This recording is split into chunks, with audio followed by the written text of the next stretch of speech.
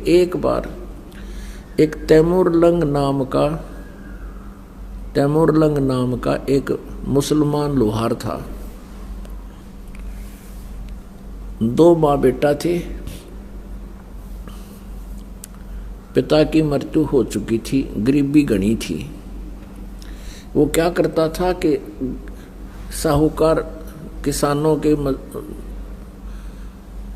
भेड़ बकरियों को चराने के लिए ले जाता था जंगल में, और उससे वो साल भर में या 6 महीने में उसको अन्न दे देती थी। पहले ऐसा ही होता था।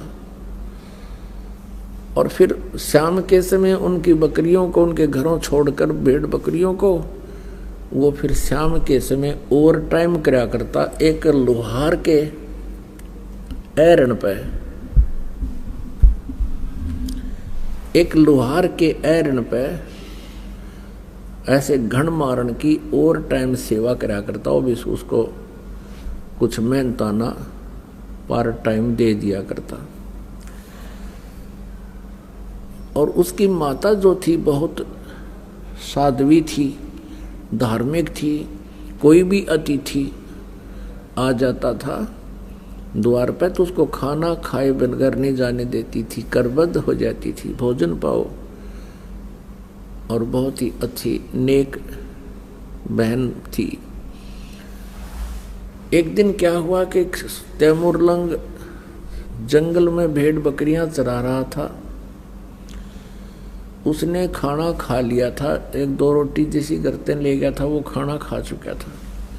उसी समय परमेश्वर एक जिंदा महात्मा का रूप बनाकर, एक साधु यानी मुसलमान फकीर होते हैं जिंदा, और तैमूरलंग के पास खड़ा हो गया।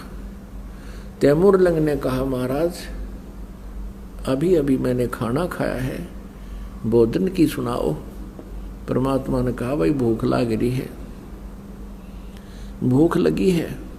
कहने लगा, भगवान आप यहाँ बैठो, अभी साथ में गांव है, यही हमारे निकट ही घर है, ये साथ ही, और मैं अभी खाना लेकर आता हूँ।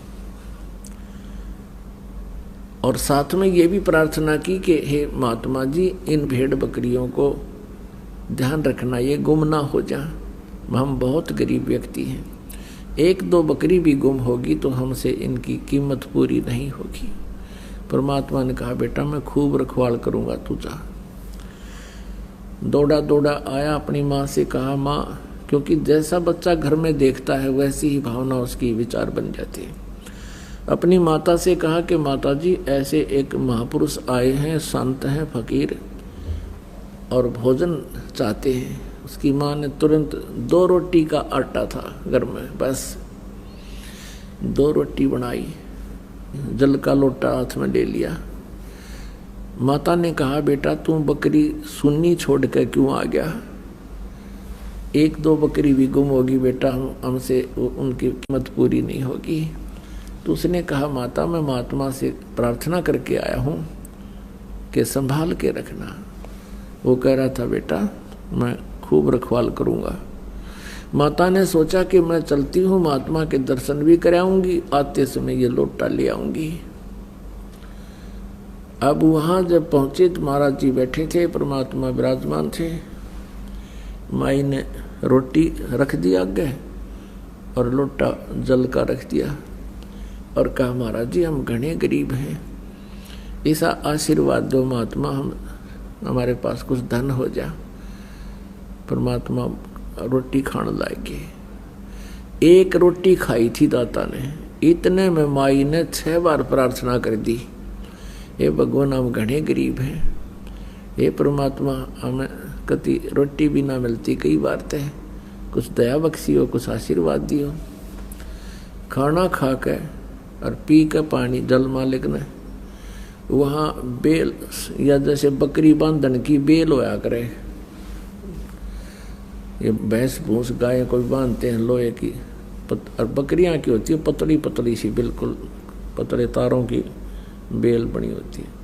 वह बेल उठाई, वह चैन, और उसको 4 बार मोड़ लिया, इतनी रहेगी वह, और खड़ा होकर उसके पुत्र के उस तैमूर लंग का परमात्मा ने पीठ में यूं करके 7 1 2 3 7 मारी, और फिर 2 मारी, फिर मारी लात और मुक्के। माई ने सोचा यू महाराज जी तो नाराज हो गया जी, खैर कई मेंटल है, बता बे मतलब मेरे बेटे ने पीटन लग गया। तो माई ने कहा महाराज जी मेरे पुत्र ने कोई गलती कर दी। परमात्मा ने कहा माई तेरे पुत्र को 7 पीढ़ी का राज दे दिया है, तुम्हारे को 7 पीढ़ी का राज बख्श दिया है, ये 7 जो संगल मारी है और फिर लात और मुक्के मारे हैं, उसके बाद तुम्हारा राज्य टुकड़ों में बट जाएगा। पुणात्माओं, तैमूर लंका पोता था बाबर, और उससे लेकर के औरंगजेब तक 7 पीढ़ी ने दिल्ली का राज कराया, और औरंगजेब के बाद फिर ये इनका राज्य छोटे छोटे टुकड़ों में विभाजित हो गया था। ये तो इतिहास साक्षी है। पुण्यात्माओं क्या हुआ, अम्माई ने सोचा ये तो सचमुच कोई वैसे ही कोई पागल सा आदमी है, ये ऐसी बात कह रहा है, तेरी 7 पीढ़ी का राज दे दिया, समय पर टूक नहीं, कोई बात नहीं, शांत होकर आगी अपने घर पे हमने